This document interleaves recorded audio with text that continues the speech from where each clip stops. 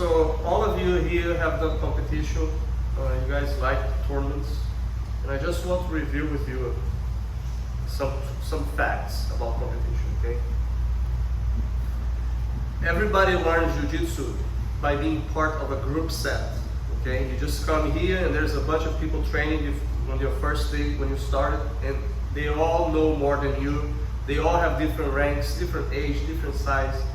And on the day that you took your first class, the instructor is teaching something for the whole group, and you just immerse yourself there. Okay? So the reality of Jiu-Jitsu today is taught in all clubs in a group set, which means it's not customized to the individual. So you have to immerse yourself in whatever the instructor is teaching, and that serves everybody. However, the moves have no order. You know, you're not learning from like an ABC type of structure, you know? So that's how everybody learns nowadays. You have no choice, okay? With that said,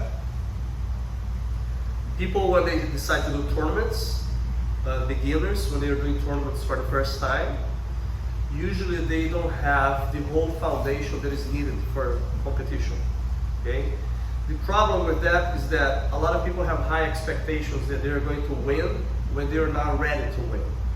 However, tournament is recommended, in my opinion, since the very beginning of your Jiu-Jitsu journey. If you like competition, you should do competition right away, you know, because this will serve you to get experience, miles, you know, max time. This is needed for you, all right?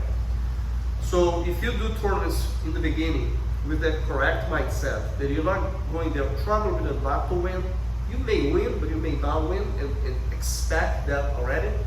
You will only go there to gain experience without building frustration, without being upset or anything. The time to win is not on the beginning, it's not on your first time, okay? So,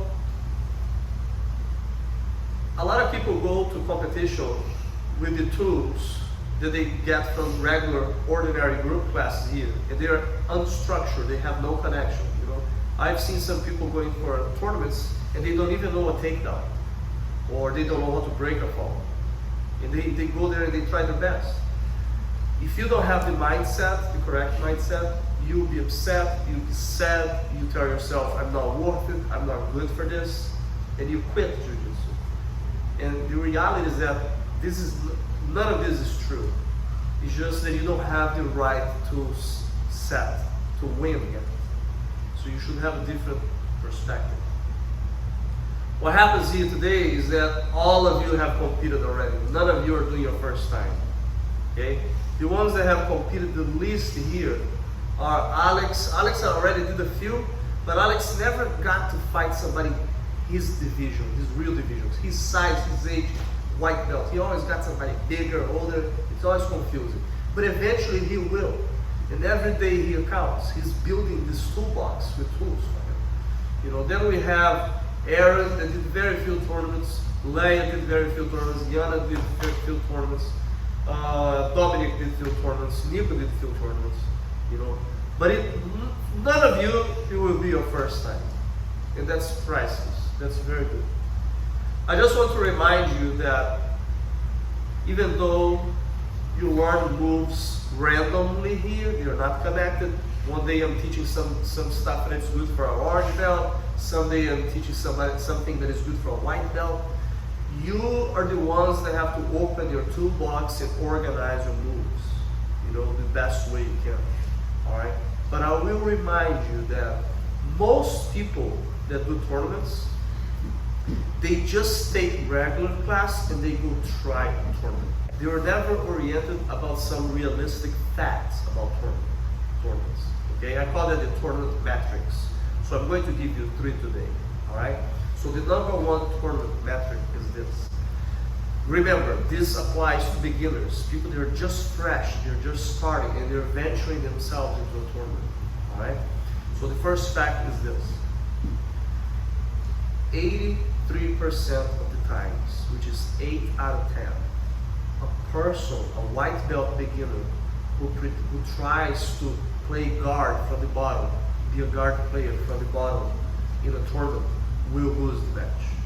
Which means, if If you train guard moves, you fall in love with guard. Guard is the beauty of Jiu-Jitsu. We all love guard. It's empowering. But if you're doing Jiu-Jitsu for 2 months, you learn the arm bar from the guard because it's the most common move taught in every Jiu-Jitsu school in the whole world. If you start the fight in a tournament, you pull guard and you try the arm bar, 83% of the times it will fail. The arm bar will not work and the opponent will pass the guard. Time has passed. There's like 30 seconds left. And that's it, the person loses. 83% of the time, this is what happens. Okay? What's the lesson there? The lesson is that you should save your guard for the last, for later. Because in tournaments, timing is running. And if you're losing, time is running against you. And you cannot control time. We all wish we can control time, but we can't control time. You cannot be put in a position to be losing and then time is running against you. You're already fighting the person and you're fighting time. That's not a good situation to be. Okay? So the easiest way for you guys to score is to be on top position. So you have to find ways to go to the top. Okay? So there are basically 2 ways that you can land on the top. Number 1, if you train and you get good at takedowns, and remember, you're fighting beginners.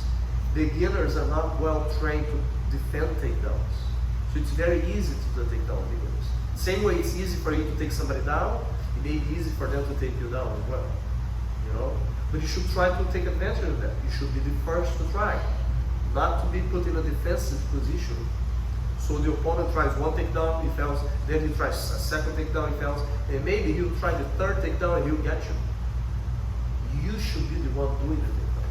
The second situation where you end up playing top position is when the opponent does exactly what he shouldn't do, which is the 83% we discussed before. A lot of people, they are not good at takedowns, and they pull guard in the beginning of the match. A white belt that does that most likely will lose. So you can build a strong defensive stance, being solid standing up. So you let the person be frustrated by not being able to take it down, and they might just choose to pull guard, and that's when you capitalize on it, you take advantage of that. Make sense? The other tournament metric is that 87% of the times, if you try to pass the guard against your opponent's weak side, everybody has a weaker side. 87% of the times, which is almost 9 out of 10 times, you will pass the guard in under 15 seconds. Under 15 seconds. Think about that. If you try to pass the guard against your opponent's strong side, most likely you will never pass that guard. And if you do pass the guard, usually it takes about 3 minutes to pass. What would you prefer? To pass a guard that takes 3 minutes, or you may never pass, or a guard that is easily passed and you can do the job in 15 seconds? So you must learn how to read, how to investigate what is your opponent's weaker side. Okay? All black belts fight that way. All black belts, they either research the opponent, they investigate, they analyze, and they discover the opponent's weaker side, and you build a whole strategy for that fight. Do you think armies go to war without a plan? No armies go to war without a plan. So why do you go to battle without a plan? Think about that. You shouldn't. If you have a chance to investigate, which you can be by researching videos on YouTube, Google, World Grappling, or just maybe you have the opportunity to see the opponent fighting before you fight. And the other way, which is a higher level, more complex way, not possible, is to read the opponent during the fight. And I can teach you ways that you can find out what is the side of the opponent's strength and weakness when you're fighting standing and when you're on the ground. This can be learned, this can be practiced, it can become a habit for you. Okay? But you should always ask yourself when you're fighting, think about this. I'm trying to pass this guard. This is a hard guard to pass. All you should do is to try the other side. You should just reverse the whole thing on the other side and try it. You may be more successful. Because other than that, you're just like hitting your head on the wall, hitting your head on the wall, head on the wall, head on the wall, head on the wall. Do you think you're going to break the wall or you're going to break your head by hitting your head on the wall? You're going to break your head, not the wall.